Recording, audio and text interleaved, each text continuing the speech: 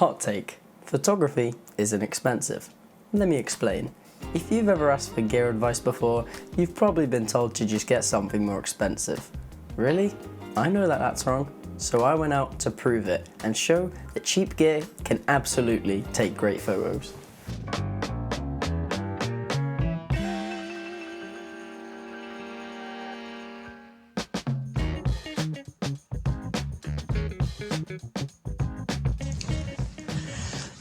Everyone always says you need really expensive gear to take good photos, so I'm going to prove that wrong.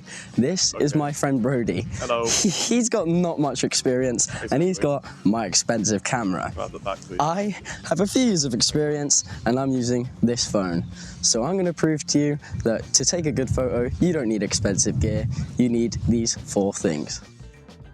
Now, to keep this fair, we're going to keep some rules. We're both going to be shooting at 24mm RAW files, and we're both going to edit with Lightroom. So let's see, does better gear really get better photos, or is it all in the experience?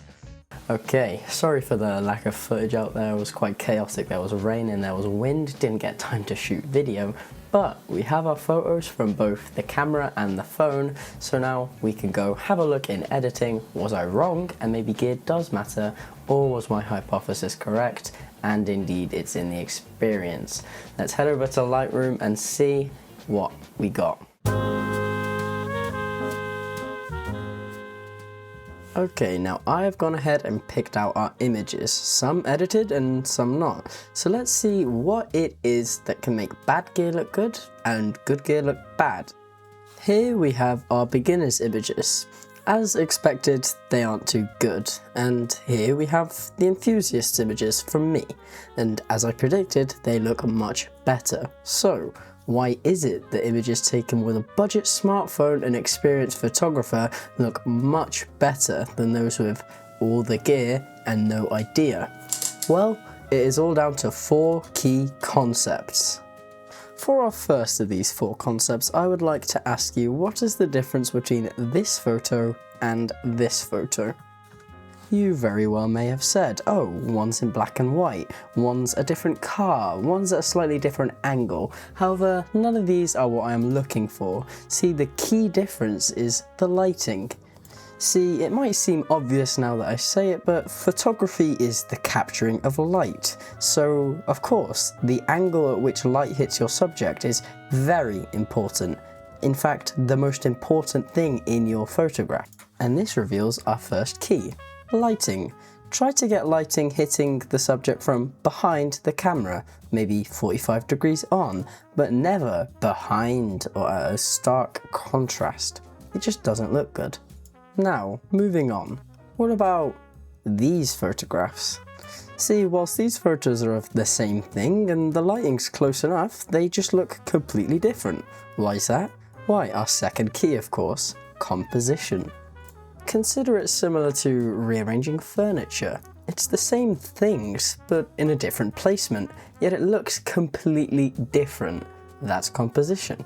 There are countless ways to compose: rule of thirds, golden spiral, S-curve, L-shaped leading lines. Whatever it is, you've got to have some intent with how you place your subjects. You can't just have stuff thrown around your frame. Our third key is technique. Now this could range from anything from trying a wildly different angle to trying shutter drag with your flash on. It's just anything that's new and different. And the thing is, when you're learning, this is how you make most of your progress, and at first it will look genuinely bad, but you've got to keep pushing through until you develop your technique, and trust me, it will lead to something great. Since I usually shoot outside in daytime, my favourite thing to try is long exposure, be it in a landscape, panning photography, maybe even light trails indoors. It's always cool to try a new technique. Now last but absolutely not least is editing. See, a lot of people just think editing is where you can maybe change your exposure, fix your white balance, but it is so much more. Your raw image is only the base. And once you get into editing, that's where the real image begins. So open up Lightroom Classic. Don't be scared of all the dials and adjustments. They are there to help you. Go through and just try them all. I didn't watch any tutorials, I just moved all the sliders until something stuck, and try some more experimental techniques. Use masking, maybe some generative remove even. One of my favourite things to do is go to the very bottom of Lightroom Classic to the calibrations, change the way the colours look, get really crazy with it, because after all, iteration is the way you build on something. So if you edit something and you're not a fan of the way it turns out, don't just give it up. Keep going and fix it. With all that over, what am I actually trying to say? See, with so many people online recommending all this gear, just don't listen to that. Unless you need an upgrade, just go outside, shoot, try something new. Try improving on your work, try something new, something fun. After all, if you're waiting on an upgrade to go out and shoot, what's that gonna fix? You have to have the passion. So go out and shoot, try something new, try some editing, and don't buy new gear.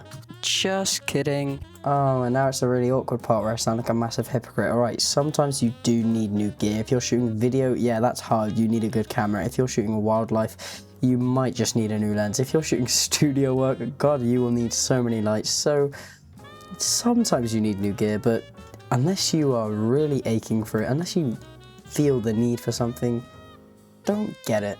And don't listen to some idiot on the internet. With that said, listen to me, like and subscribe. I'm sorry that this video is so chaotic, I've got no clue what I'm doing. Okay, can't wait to see you in the next video in about 3 months, so it's going to be just as bad.